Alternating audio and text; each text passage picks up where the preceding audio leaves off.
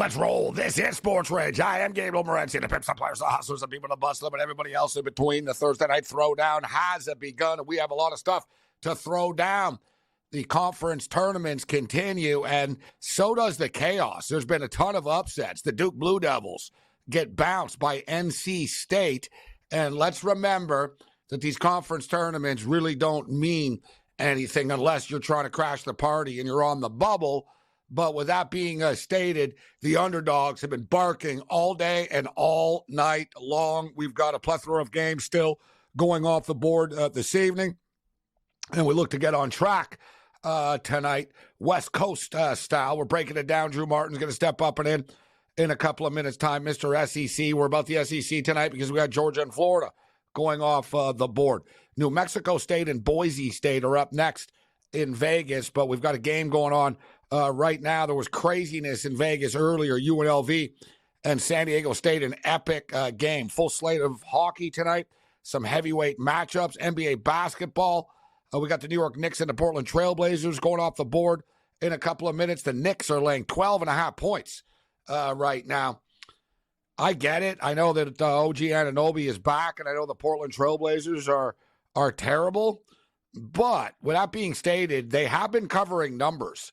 The Blazers, they don't get blown out. They don't get smoked, especially when they're on their home court like this. It's laying a lot of points for the New York Knicks. So to me, it's either blaze or pass in this basketball game. College-wise, as we speak right now, Western Kentucky are up 40-29 at the half on New Mexico State. They're laying 12.5 points. St. Peter's are doing their thing. This game was a near pick 'em against Rider. St. Peter's are up 27-18. That's right, 27-18 at the half. The end game total, 113.5. Dayton getting all they can handle right now from Duquesne, 50-48 with 7.5 left. We can't be on every game. We've tried. Sometimes it works, sometimes it doesn't. This thing's a roller coaster. We are on Cal State Northridge. Northridge are getting 6 points against Hawaii.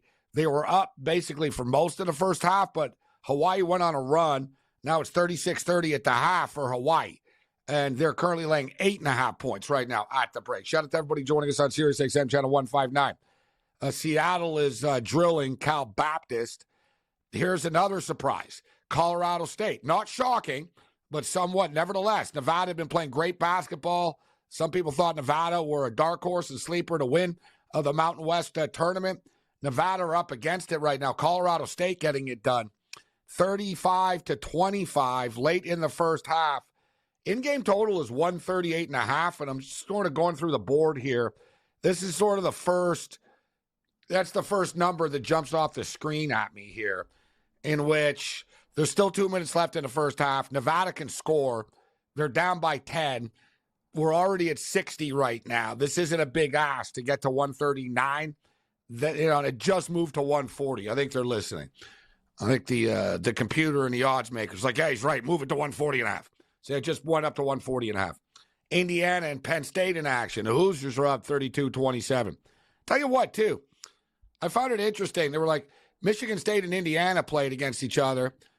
Michigan State had won one more game and lost one more game than Indiana, but Indiana beat them, and they're like, well, Michigan State's a 9 seed, but Indiana can't make the tournament. I'm thinking they're in the same conference, so why can't they make the tournament? So Indiana, I don't think Indiana are completely done, actually, if they can go on a little bit of a run here and rack up some W's. Washington State's beating Stanford right now. Boston College is up on Virginia. As I said, it's craziness. I like Baylor to win this game. I got Baylor to win this tournament. Baylor are losing 5-1 to Cincinnati right now early. Florida's up 7-2. Marquette and Villanova, close game. Here's one right now as well. You can get Marquette at -1.5. The thing is, man, Marquette knows they're in the NCAA tournament. Villanova do not. This is like a tournament game for Villanova. There's always different dynamics to this stuff. So as far as games that haven't tipped off yet, coming up here tonight, we got a wild night coming up here. There's not a ton of stuff, but it's good stuff. There's good stuff. New Mexico State and Boise State. This game might start in 2 hours or something, though, to be honest. An hour, honestly, we still need to play the end of the first half of the Colorado State-Nevada game, and then they have 30 minutes in between the games.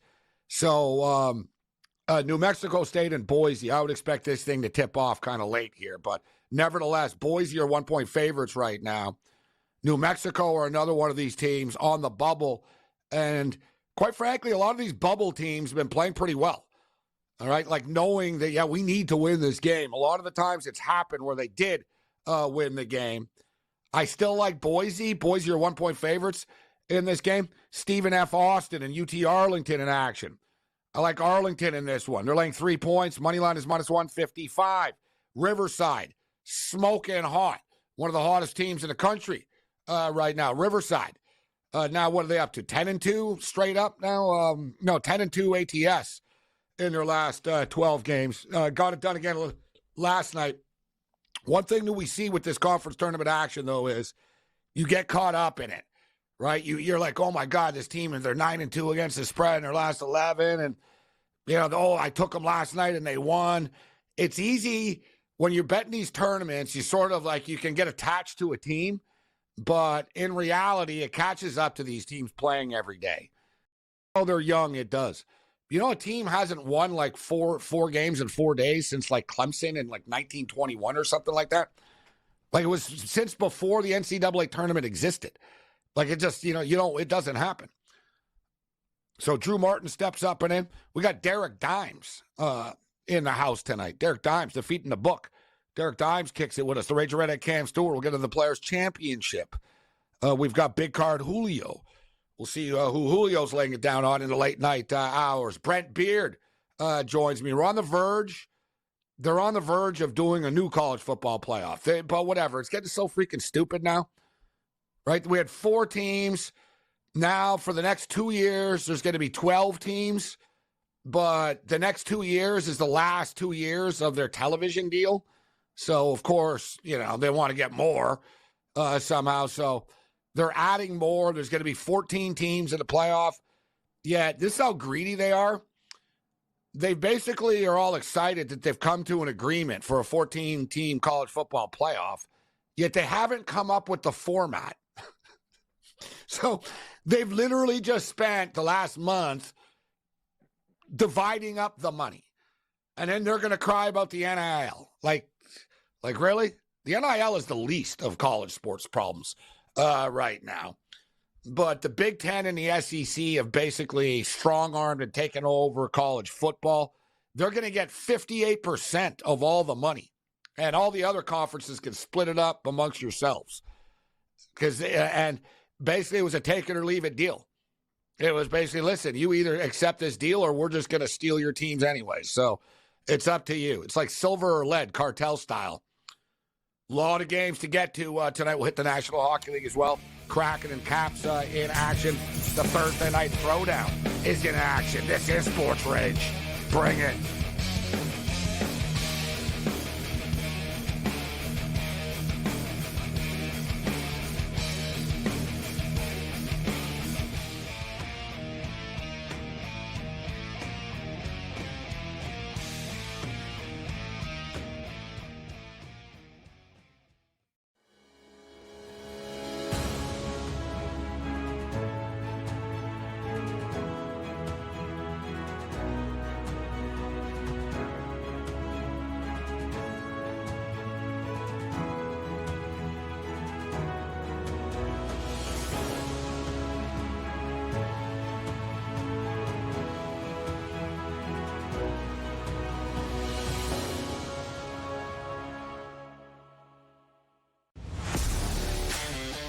Laying points on the road in college basketball is an absolute landmine. I would not do it. I won't do it the rest of the year. I'm done doing that because it just consistently loses. I mean, 3 possessions in a 9-point game in which the opposition now is the clock, not the actual team you're facing, right? Right.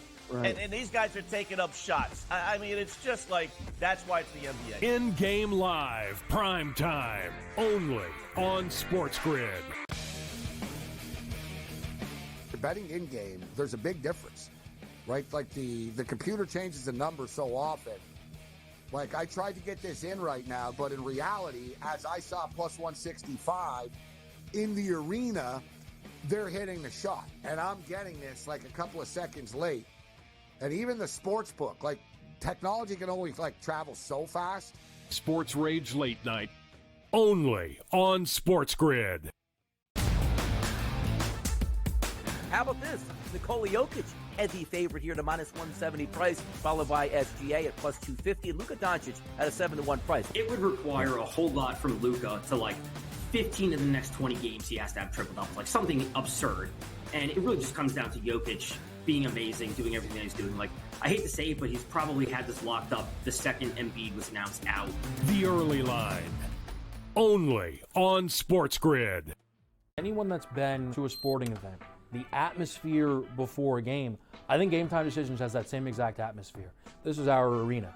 This is what we do. There is going to be an energy to Game Time Decisions that you will feel night in and night out. The excitement you get when you lock your bets in, when you're figuring out what you want to do, we can zone in on the biggest games each night. I want this to be the place that people come to before the games start so they feel as ready as possible to lock in their cards. We are going to hit every single one of those markets that you need to know about. We're going to go through every single thing, and I've got a great team behind me that's going to help me get the job done. There is not going to be a better place, I promise you, than Game Time Decisions to get that new information, react to it, and be able to then bet accordingly. We will have everything at our disposal, and we will use that to our advantage. I'm Kevin Walsh. Tune into Game Time Decisions from 6 to 8 p.m. Eastern on SportsGrid.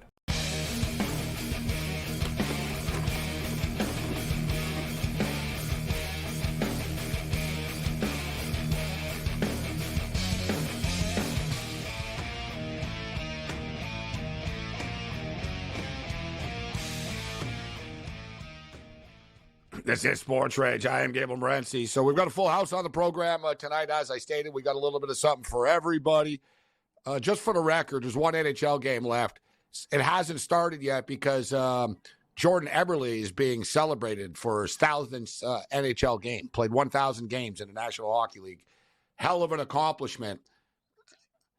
And they're giving him a looks like a silver stick right now, an engraved silver stick.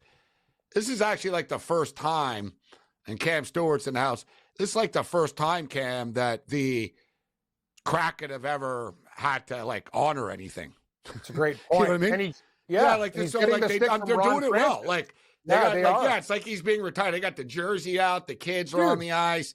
They just gave him this nice, engraved silver stick. The crowd you see the bottle too, Gabe? It's like their first sort of ceremony, Cam. You know what I mean? Oh, yeah. No, look at the booze they gave him. That bottle's worth $10,000. They gave him a beautiful bottle of champagne, a nice silver stick. You're right. The Kraken could have really screwed this up. They're a new franchise. I hate to say it. They're doing this better than a lot of the franchises that have been in the league, except obviously for your Montreal Canadiens, who nobody. Yeah, I don't need to take a pot shot at your Leafs, but yeah, this is better than anything the Leafs have done, for a ceremony. I don't want to take a pot shot. Pretty good. This is pretty good. I'm looking, I'm damn, you guys really got this down with the lighting. Really just really I was the Leafs would have been all bright and everything, and just there would have been a click. 1,000 game. Who's getting sushi and roast beef sandwiches? Losers. All right, so let's bring in Drew Martin right now. Drew, looks like this is a golf show. Actually, look at this. We're not even talking. Look at this. Hey, hello. Yes. Got my Nike golf on here. Drew's got his golf cams. Always got his golf. What's going on, Drew? Drew, Gabe, pleasure, my man. Cam, you as well, buddy. March Madness is here, and I'll tell you, Gabe, I was driving around listening on Sirius Channel 159 SportsGrid last night with you and Bobano. Hilarious stuff. I appreciate that. Yeah, good man, stuff. The Big West conversation. I thought that was really funny. And you guys were breaking down the Mountain West and Pac-12 tournaments. I'll tell you, out in Las Vegas, we're getting some good basketball. I'm almost wondering how many of these Mountain West teams are going to be making it in the tournament, because there might be a whole bunch by the time this is said and done, Gabe.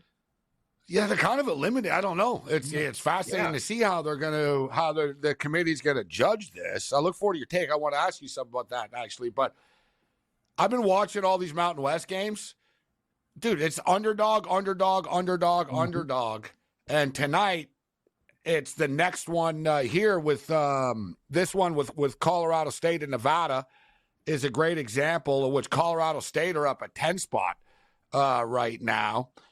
And it's been one underdog after another. And Drew, I don't know if you saw my Twitter tonight. I just tweeted this out, so you probably didn't. But Cam, this is the weakest thing ever. I want to get this picture up after, actually.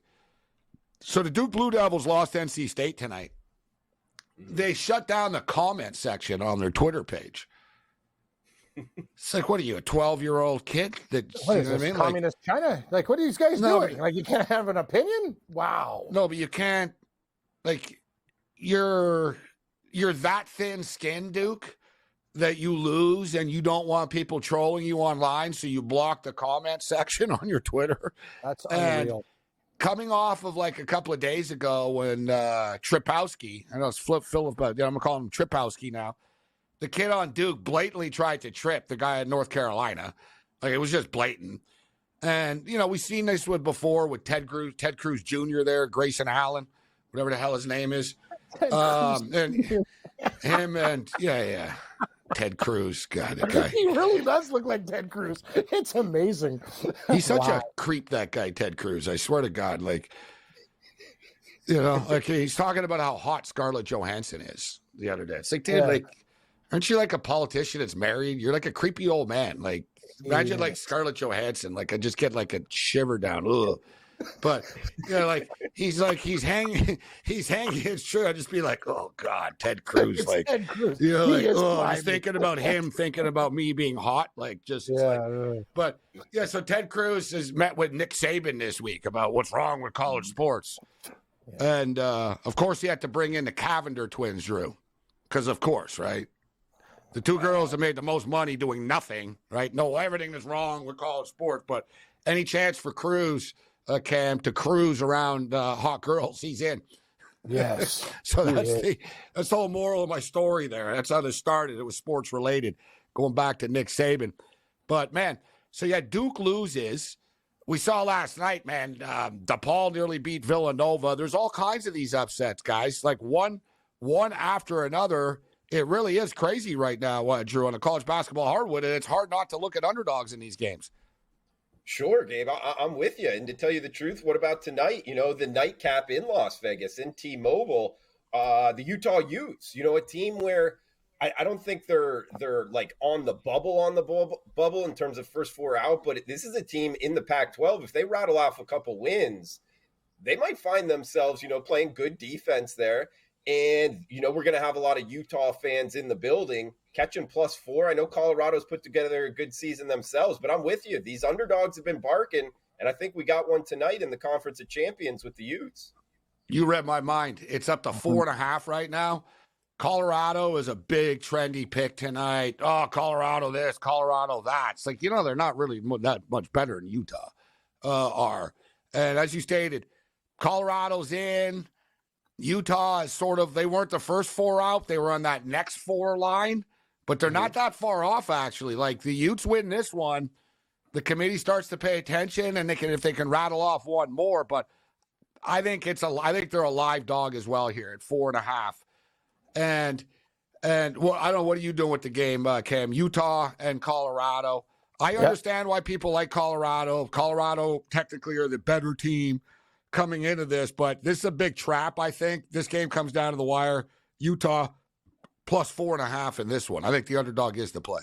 Yeah, 3 Utes, 3 golfing buddies, me, you, and Drew, and we're on Utah as well. I'm betting the Utes, and I think I tell you, that line's gone up to 4.5. I'm with you. Utah, I know Arizona State had injuries, Gabe, but they pasted the floor with those guys. I think Utah is, I know what your best thing is. How much is Colorado really better than Utah? Really? Are the Buffaloes that much better?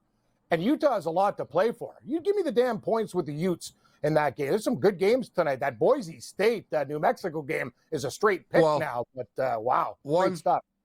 One thing is, and we see this all the time, is because they got blown out in the last game that they played, right? Colorado, right, Drew, just smoked Utah. Mm-hmm. So people see that, yet they split the season series this year. So people see, you know, oh, you got blown out last time, but I've seen this happen numerous times this week where a team got blown out by somebody, and so what? You know, you beat us on the home court. It didn't mean anything on a neutral court, but I think that's going to be what an atmosphere that's going to be. We have Stephen F. Austin and UT Arlington here tonight. This should be a fun game in sort of a train wreck sort of way, but UT Arlington's offense is just better, Drew. Right? They just are. Stephen F. Austin, their offense is a little bit choppy. I think the right team is favored in this game. And I've been betting this conference throughout the week. So have I, Gabe. Yeah, the WAC also in Las Vegas. Another kind of shout out there to Sin City, and what a week it is to be there if you get the chance crazy. to go. Everything's in Vegas. Oh, I know. Exactly. Yeah, this is cool. Because Yeah. this one used to be, but no, this is the one. I was going to say that. It used to be buried after the West Coast Conference. They'd come in and take over the Orleans, right? But they're out in Henderson now. Oh, are they? Okay. Yeah, in the nice arena where the Vegas Golden Knights, their hockey team plays. The nice. Henderson Silver Knights. So it's a state-of-the-art arena. So, yeah, they got the nice new arena. So you can go out to Henderson, and if you're in Henderson to see the games, you can go to the Strip tonight and see the Pac-12. Man, there's something for everybody there. Oh, absolutely. And Gabe, I know we're up against it time-wise, but I do have a bet on this one. My big bet of the night. Good. We'll hit it on the other side. Get to the Riverside game, too.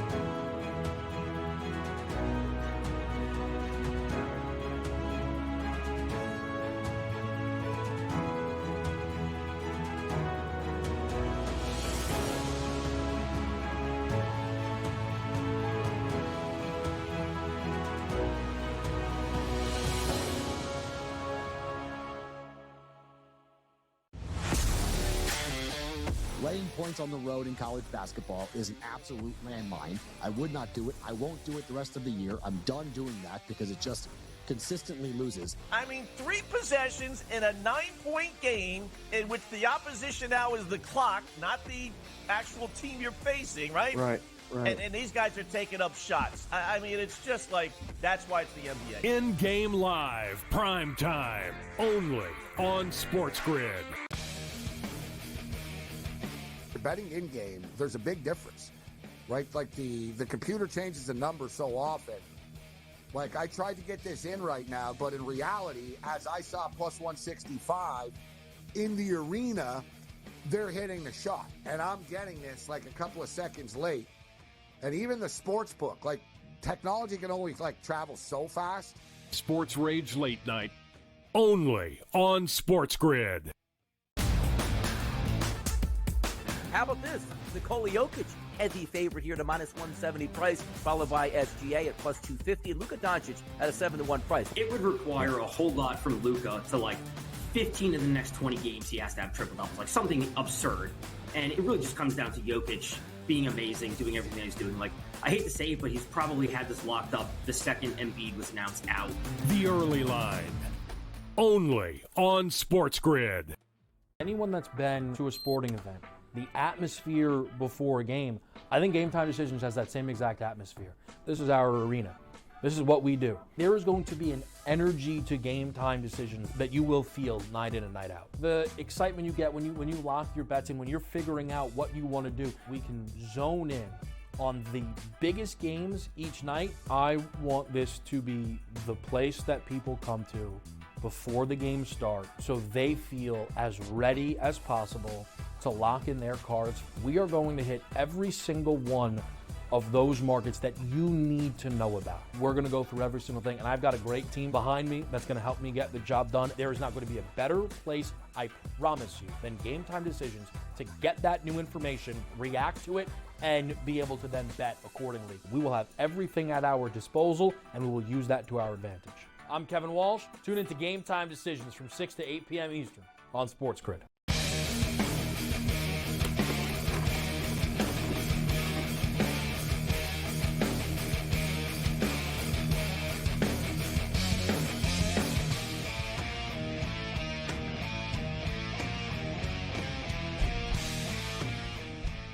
This is Sports Rage. I am Gabriel Morency. We're kicking it Thursday Night Throwdown, Sirius XM Channel 159, SportsGrid Radio and Television Networks.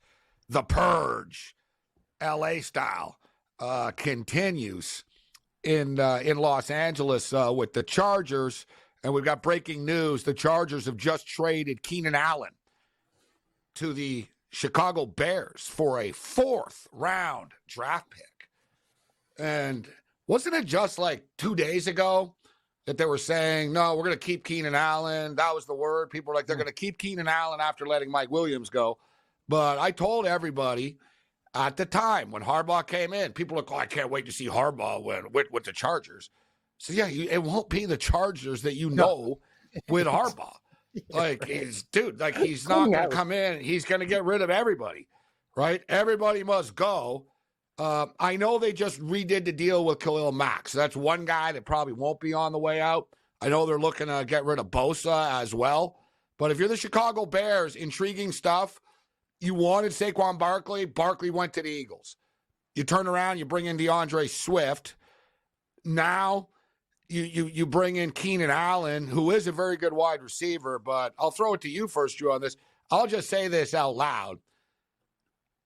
For a guy that can't stay healthy in LA and quite frankly, just kind of gets hurt a lot, how's he going to do in the rough and tumble NFC North out there in cold weather? Is he going to be able to stay healthy? But clearly the Chicago Bears are building an offense for Caleb Williams to step into right now. So now you have Keenan Allen. You got DJ Moore. It's not bad. Suddenly it's like, whoa, hey, this guy's got a top 5 wide receiver. Like, you know what I mean? You got DJ Moore. You got Keenan Allen.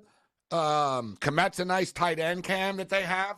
You bring in DeAndre Swift. Herbert's a nice little running back that they already had. True.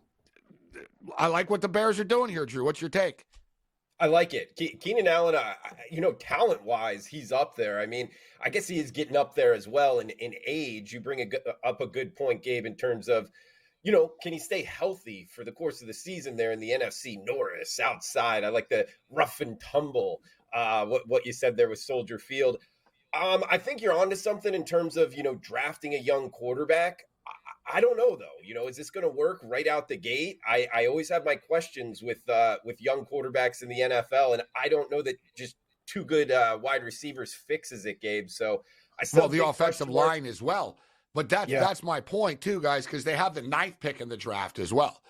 So all these moves that are happening shift the draft, right? So because seriously, you're the Bears. Everyone's thinking, all right, they need another weapon besides just DJ Moore. Boom, they have that now. They have the 9th pick in the draft. Now they can go defense or they can go offensive line right now to continue to build the team. And speaking of affecting the draft, Sam Howell acquired by the Seattle Seahawks. Love it. Which I didn't see this one coming at all, in which this sends multiple domino ramifications from this as well, which once again, Cam, Justin Fields is on the outside looking in. And remember I told you 2 weeks ago this would happen. I said there's no market for him at all. And not only is there no market for him, like everybody else is getting a job before Justin Fields is right now. And Geno Smith, got the $13 million extension. I was thinking potentially, Cam, that they would bring in Michael Penix Jr., maybe another quarterback. You have Geno Smith for another year, and then, you unleash the young quarterback. But word is they think Sam Howell is better than what they were going to get in the NFL draft. They like the fact he's actually younger than Bo Nix. He's younger than Penix and stuff. So, and they decide to go with Sam Howell. And they didn't give up. They didn't trade this stuff. Sam Howell's going to be the quarterback eventually there. Yep. And that eliminates them drafting a quarterback now. I like it. And I'm going to tell you, Gabe, you see the draft picks that we switch, basically like 1 round difference, and we get Sam Howell. Sam Howell's still young. And a lot of guys who play in Washington, they go there for their careers to get pummeled. I know he got hit a lot. He got sacked a lot, but he was also with a team that had one of the worst offensive lines. Seattle still needs some work. But today they picked up an old guy, George Fant, former Seahawk from Houston. They went after another guy from Cleveland. They're basically right now trying to stockpile some stuff. They need defense. Obviously, they're going to get it in the draft. But I'm going to tell you, I think it's a great move because Sam Howell's still a young guy, and they basically did nothing to get him. I think it's a great gamble by the Seahawks, actually. They've been doing pretty good. I'm very happy with the future of this club. I think they didn't have to give up anything, and he's a guy that can get good. Gabe, you saw him. He's a gamer, this kid. He doesn't give up. That's the thing about Howell. He's pretty tough. Is he any better than Drew Lock? Yeah, I don't that's know the that whole yet. thing. We'll find out. We're going to find out. Are you high on Howell? You like Howell, Drew? I mean, yeah, I think there's still upside there. I get your point in terms of he hasn't really proved it in the NFL to a high degree. But if you remember him in college, slanging it around there in the ACC, and there was talk about him going number 1 overall in the NFL draft, and I feel like he hasn't gotten the opportunity. But when you watch him throw the football, he's a very talented passer. And, you bring up the point of he's still very young. So I think there is a lot of positives to look for. Yeah, and he wasn't on a good team. He wasn't in an ideal situation with Washington. It's not the best. Yeah, it's not the best scenario to be in. Washington's defense was deplorable. So a lot of the time, Howell was put in bad situations. You know what I mean? That's the whole thing. I know Seattle has some work to do, Gabe, but the Seahawks are a much better situation than the Commanders. I don't mind it. No, I don't mind it. I don't love it, but I don't mind it. Yeah. I look at it more so from Washington's standpoint, in which they're pretty much all right. So they're taking a quarterback here. They're moving on, and they're going to take the quarterback. The question is it going to be Jaden Daniels or is it going to be Drake May, Drew? Right. I think they should. Yeah. This quarterback class, look, it's one of the more difficult things to do in sports. I would say one of the more difficult things to do in life is project how these college quarterbacks are going to do in the NFL. It's very, very difficult for these GMs. I just think it's a deep class of quarterbacks. So I don't know which one is going to be a successful one over, in 5 years from now. But Jalen Daniels, Michael Penix, those are two guys I would bet on. I really would, Gabe. So any team going for one of those two guys, I think that's a smart choice. That would be the best. Sticking to my guns. My two guys are J.J. McCarthy and Caleb Williams. Call me Captain Shock. Yeah, Caleb Williams. Yeah, hey man, we don't. That's the thing. I tell you, I'm with you, Drew. I like your guys, but I'm going to tell you, so Washington would they gas one North Carolina quarterback to pick up another? Hal. Yeah, that's okay. Yeah. And that's what I'm saying. That's I've been saying this before. It's okay, is Drake May that much better than Sam Howell? No. In my opinion, you're basically the North Carolina Tar Heels now. And another thing is, I heard they didn't want an uncomfortable situation because Drake May and Sam Howell are very good friends. They were college teammates. So it's kind of, so it's kind of wow, it's going to be awkward. You know what I mean? College, and you come take my job in the NFL now? I don't understand. Idiots doing Gabe, you played goal before. You're still friends with the backup goalie. You work together as a unit in a team. One guy's going to get started. But you can't have two young quarterbacks either. But I don't know. But that's sort of the word that they're going to replace one North Carolina quarterback for another. And I'm thinking, so what? You guys really believe Drake May's a lot better than your guy that already has the experience after a year under his belt, right? Wreck. That organization, they're brutal, man. They don't know what the hell. And look at Justin Fields. Nobody wants Justin Fields. You got to ask questions there, Gabe. To Cam's point, I think it matters a lot on the personality of the quarterbacks. And that's another tough thing to judge as a sports bettor. But bringing up that they're good friends, I think that's actually a positive. And it wouldn't kind of scare me away because at least for a year, you could learn being an NFL quarterback, kind of learn the system and then kind of go from there. But with Justin Fields, that's another guy. I feel like we still don't know. He still could be a good NFL quarterback, but it looks like they think they know. They've made their decision. It's amazing to me, though, Gabe, how things they look changed. at him, Cam. I was just going to say, they look at Justin Fields like Zach Wilson, except I think they like Zach Wilson more. They think, you know what? Yeah, he was on a bad team, but they'll never get better with him. I'm just stating his numbers, guys. When the actual analytics of it, Justin Fields grades with Zach Wilson and Kenny Pickett. Wow. 2 guys that just lost their jobs. Yeah. Not to It's mention, funny, though. they're 10-29, Cam, with Justin Fields. And I don't like doing this because I like Justin Fields. But, yes. but I'm just going to say, when they brought that guy in whose father was the arm wrestling champion of the world that was undrafted, Tyson Bagent, they won games. Yeah. They won games. That's No, fact. they did. Yeah. They did. I know they did. He was and good. they were like, I man, know. this He was kid fine. played Division 6 football, I not even know. 3, whatever. You know what I mean? So he played at NAIU, whatever the hell, and like, yeah, we're winning games. They're 6-7 without Fields and 10-29 with him. So I think they kind of said, wow, there's something to this, right? Well, obviously, Bagent's one of those guys I think the players like to play for. You have to have a likable person in that role. But the funny He thing to got me, rid of the ball fast, Bagent. It he was did. as simple He has as a quick that. release. Like, you know what I mean? Babe, I remember watching Peyton Manning get murdered at the Bills game in his rookie year, and he was. Oh, and I he was know. throwing back. And so what was but- Troy Aikman? What was Troy Aikman in his rookie year? Was he not 1-15? But before they made Yes. some big deals, they don't Yes. give guys time You're to right. develop anymore. Yeah. It's a good point. Dude, Justin Fields is a stud. You remember, you. Drew and Cam? You remember this, Drew? He got lit up, man, in the semifinal game by the guy on Clemson. Oh, yeah. He got like murdered, got up, went to the tent, literally got shot up like a bunch of times, came back out and beat them. I know. Like, he beat Trevor Lawrence. He's getting a raw deal, in my opinion.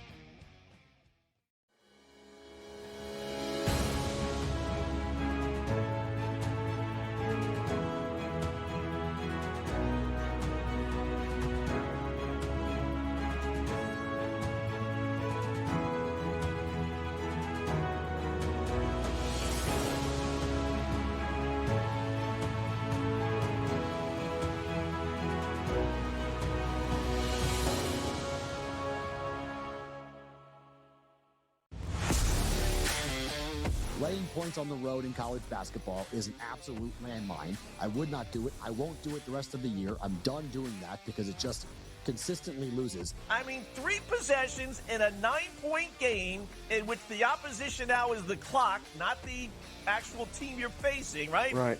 And these guys are taking up shots. I mean, it's just like, that's why it's the NBA. In-game live, prime time, only on SportsGrid. Betting in game, there's a big difference, right? Like the computer changes the number so often. Like, I tried to get this in right now, but in reality, as I saw plus 165 in the arena, they're hitting the shot, and I'm getting this like a couple of seconds late. And even the sports book, like, technology can only like travel so fast. SportsRage Late Night, only on SportsGrid. How about this? Nikola Jokic, heavy favorite here to minus 170 price, followed by SGA at plus 250, and Luka Doncic at a 7-1 price. It would require a whole lot from Luka to, like, 15 of the next 20 games he has to have triple doubles, like something absurd. And it really just comes down to Jokic being amazing, doing everything that he's doing. Like, I hate to say it, but he's probably had this locked up the second Embiid was announced out. The early line, only on SportsGrid. Anyone that's been to a sporting event, the atmosphere before a game, I think Game Time Decisions has that same exact atmosphere. This is our arena. This is what we do. There is going to be an energy to Game Time Decisions that you will feel night in and night out. The excitement you get when you lock your bets in, when you're figuring out what you want to do, we can zone in on the biggest games each night. I want this to be the place that people come to before the games start so they feel as ready as possible to lock in their cards. We are going to hit every single one of those markets that you need to know about. We're going to go through every single thing, and I've got a great team behind me that's going to help me get the job done. There is not going to be a better place, I promise you, than Game Time Decisions to get that new information, react to it, and be able to then bet accordingly. We will have everything at our disposal, and we will use that to our advantage. I'm Kevin Walsh. Tune into Game Time Decisions from 6 to 8 p.m. Eastern on SportsGrid.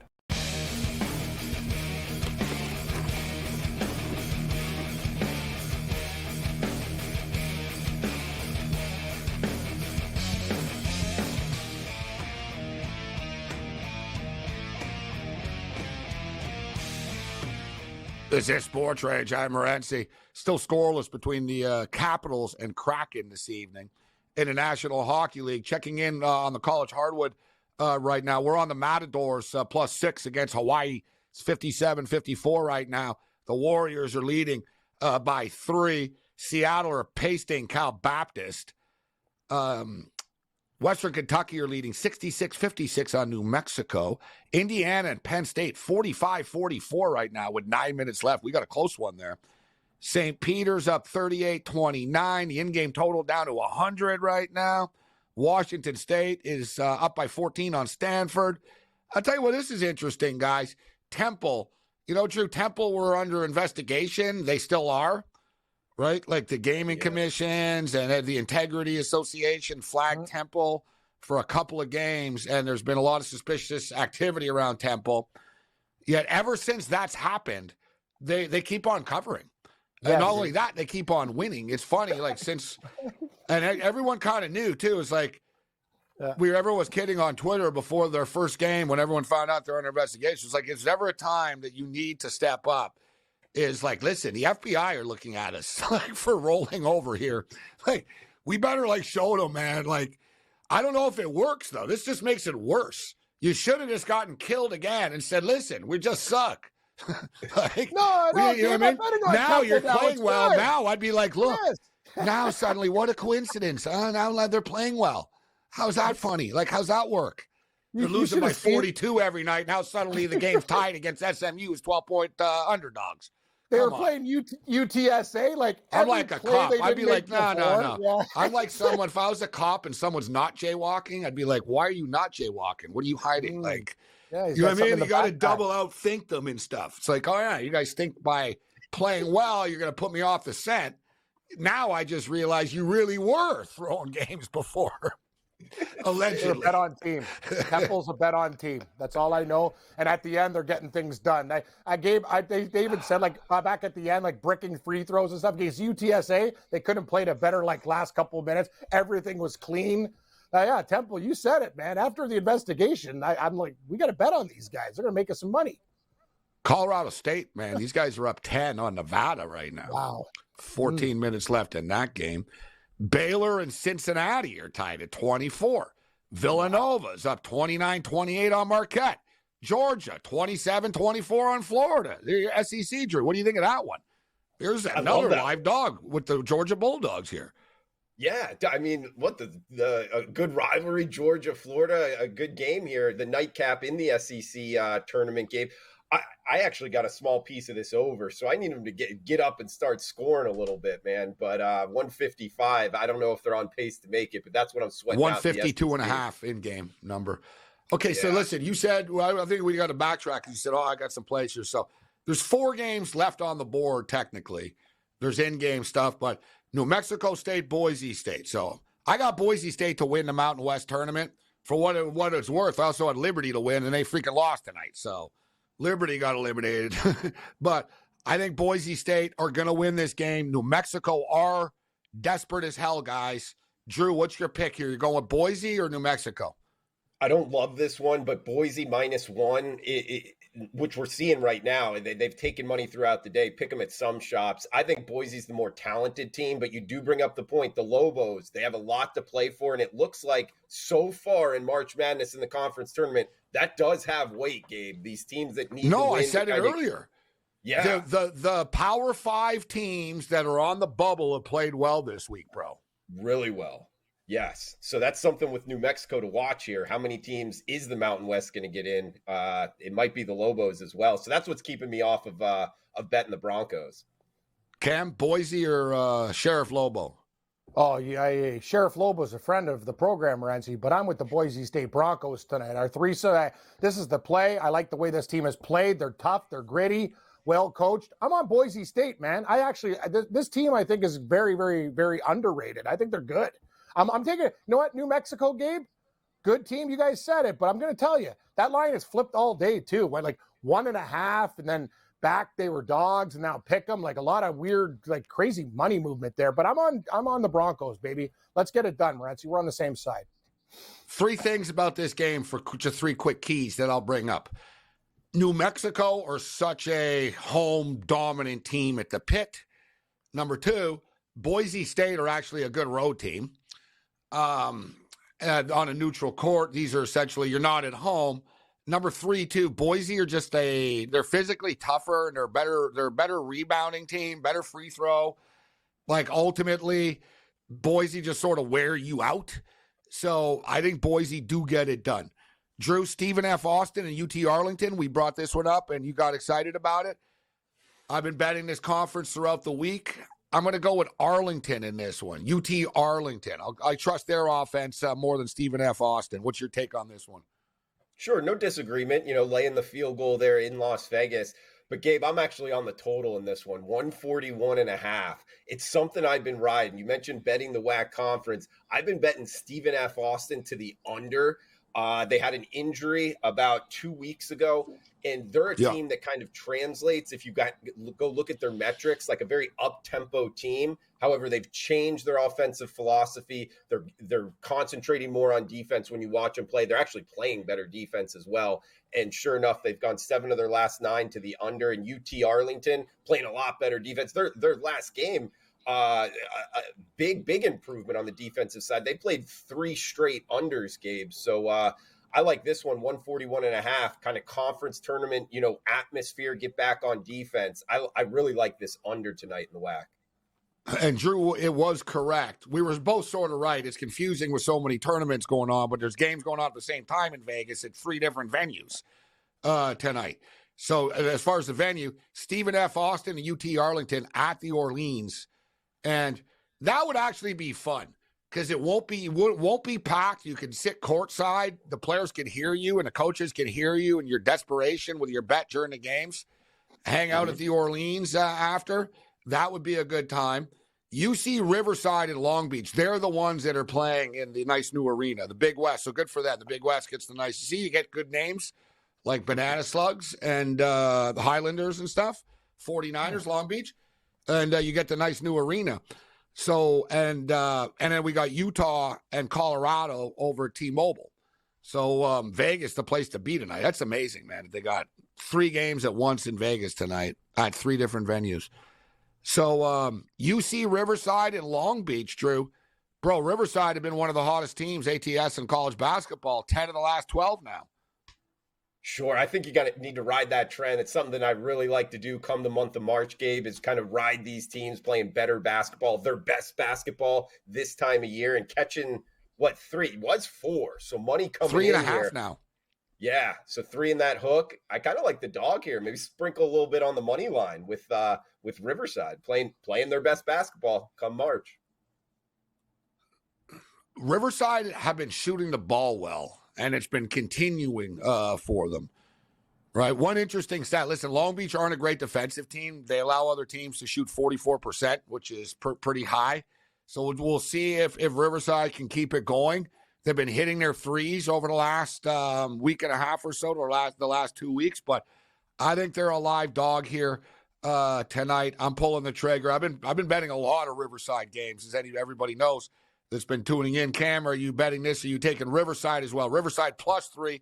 And Long Beach are my guys. I don't like picking on Long Beach, but this isn't the best Long Beach team this year. I like Riverside. Honestly, I can make a case for almost all the dogs were on Utah. I like Riverside.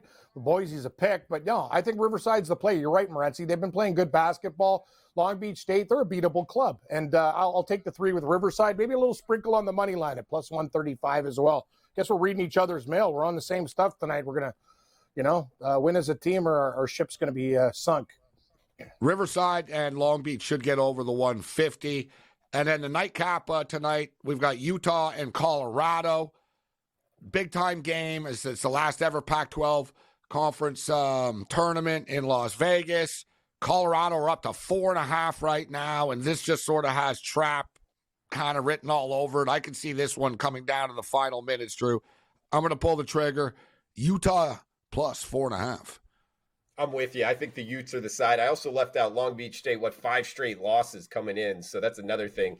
We're getting Riverside playing the better basketball. Long Beach State, not so much right now. But in the Pac-12 Conference of Champions here, Gabe, like the way you set that up. The last one, it's sad to see it go, but I'm with you. I think the Utes, the better defensive squad. The Utes also travel well to Las Vegas. That's something I remember from living there. It's just a straight shot up the interstate there to Salt Lake, and yeah, I think Utah plus the points is the side. They've already had a game under their belt in this arena. Not that it matters all that much, but they look good against Arizona State. They held them, under 60 points. That's an Arizona State team that really tries to go up and down the court. So I think the defense kind of holds true here. Colorado, a good team as well, Gabe. This is going to be a fun one to watch. But I think the Utes plus the 4 in the hook is the side.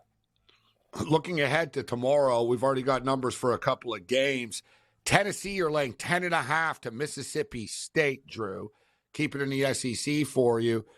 Little steep 10.5, or you think the Vols are going to blow them out? That's a tough one. I like this Tennessee squad, but at the same time, Mississippi State's a tough squad as well. I'm not a huge fan of laying doubles, especially in tournament action. Tennessee's already in the NCAA tournament. Rick Barnes, he has had some issues, come tournament time here. So laying a big number, that's something I'm probably going to shy away from. It's not one I've bet yet, Gabe, but how about those Bulldogs plus the 10 in the hook? Your Auburn Tigers, -7.5 against South Carolina. And how about this Gamecock squad? I mean, really coming out of nowhere. In the preseason polls, they were kind of picked down there with Vanderbilt, if you remember, guys. And they've put together a heck of a season. They're a well-coached squad. I think Bruce Pearl in Auburn, they have a shot here to make a run in the NCAA tournament. I don't think, I guess some of my group chats with my Auburn alumni friends talking about national championship, things of that nature. I don't think it's that type of squad. I really don't. But 7 in the hook, I'd actually probably lean with the underdog here in the Gamecocks, unfortunately, Gabe. I know you've been watching all these games and these tournaments. Which is one of the smaller schools that have already punched a ticket of one of the team you like the Longwoods of the world? I'm high on this Samford team. I'm curious to see who Samford gets because I like their frenetic pace that they play. They play so fast. They score 85 points a game. They're not small dudes either. They can all shoot threes. I think Samford are kind of an intriguing team. Vermont won't be an easy out for anybody. I'm not talking about Cinderella crap like that because Cinderella doesn't exist. I'm talking about cover the point spread in their first game type of deal. I'm going to go off the radar a little bit, Gabe, and a team that I've come to like come tournament time. I didn't really pick this going into the tournament, but they beat a team that I was betting on in Austin Peay. What about the Stetson Hatters? You bring up Stanford there, not far away in the A-Sun Conference. That's a team, like you talked about. I don't think it's, any shot at Final Four, Elite Eight, anything like that. But watch out just laying points against Stetson in the first round. Obviously dependent on who they're matched up against. That's my favorite part of the bracket release. Everyone, who's in? For me, it's like, who these lower teams playing and what's the spread? We'll wrap up with Drew on the other side.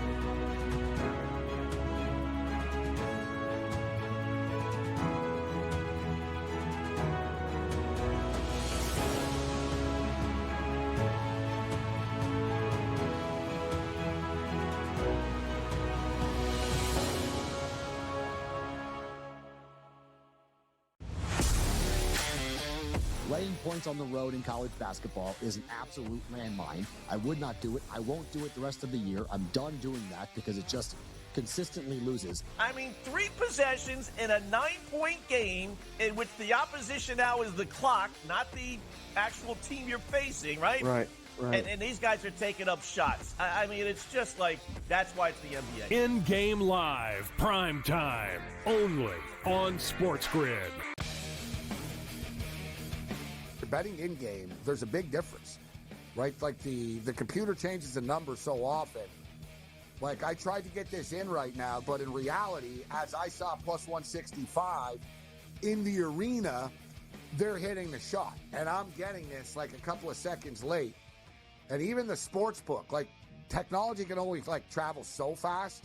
SportsRage Late Night, only on SportsGrid. How about this? Nikola Jokic, heavy favorite here to minus 170 price, followed by SGA at plus 250, and Luka Doncic at a 7-1 price. It would require a whole lot from Luka to like 15 of the next 20 games he has to have triple doubles, like something absurd. And it really just comes down to Jokic being amazing, doing everything he's doing. Like, I hate to say it, but he's probably had this locked up the second Embiid was announced out. The early line, only on SportsGrid.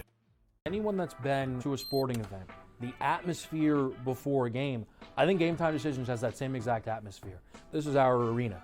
This is what we do. There is going to be an energy to Game Time Decisions that you will feel night in and night out. The excitement you get when you lock your bets in, when you're figuring out what you want to do, we can zone in on the biggest games each night. I want this to be the place that people come to before the games start so they feel as ready as possible to lock in their cards. We are going to hit every single one of those markets that you need to know about. We're going to go through every single thing, and I've got a great team behind me that's going to help me get the job done. There is not going to be a better place, I promise you, than Game Time Decisions to get that new information, react to it, and be able to then bet accordingly. We will have everything at our disposal, and we will use that to our advantage.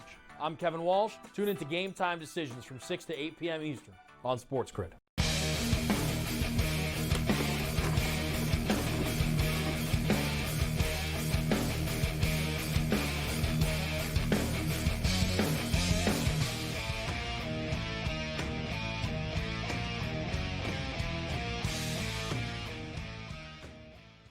Quickest 180 minutes in sports talk and television. Man, it was a quick first hour. We'll get Drew out of here in a couple of minutes. Drew's a big baseball guy. It's pretty crazy to think. This has never happened before, but I was thinking about this tonight, Drew. This is the first time ever that baseball starts before March Madness does. It's insane. That is wild. Yeah. Like, think about, like, because all the time, like, I have serious memories of opening night, like the Montreal Expos, going to the game. I'd be like, man, it's the national championship tonight. That's normally opening day in baseball. That Monday, April 4th, April 3rd, that first Monday out of the gate, boom, in the old days, it was like, all right, baseball, it's April, whatever, April 5th, April 4th. Right. Now it starts before the NCAA tournament does. You're absolutely right. It's not just the Dodgers in San Diego. They're playing on the 20th and 21st or whatever. But everybody else starts on the 28th. Like this, it's 2 weeks from today. Everybody starts 2 weeks from today, and the Dodgers in San Diego start in less than a week, guys. It's insane. It's here. It's here. You said it, Morency. It's friggin', my birthday's April 4th. I've been to Blue Jay openers on my birthday so all the time. And it's always one day before. It's always before the Masters, too. Like, what the hell's going on here? These guys we're starting early, man. Man. Very early, Gabe. You know what? It would be a good case study to see like where everybody's sports bettors, sports fans' attention goes with opening day. Like baseball is one of those sports. It's like NASCAR. The biggest day is kind of the first day. You know, it's not like the Super Bowl and stuff like that. So are people? Yeah, but it's 6:30. It's 6 a.m. East Coast time. 3 in the morning Pacific. Yeah, but I mean the like Dodgers the real game. opening day. Like the real opening day. Yeah. Yeah, it'll be going against the Sweet 16. Right. Like, where's our attention going to go? It's going to need a lot of TVs, that's for sure. Need sports. Our attention, Caitlin Clark wins. Baseball, men's basketball, Caitlin Clark. You're right. That's where the attention will be. Yeah. Speaking of which, South Carolina, that's my pick. They're going to run the table. Agree or disagree, Drew? The Lady Gamecocks. I'll go with you. They really should have a different name. Yeah.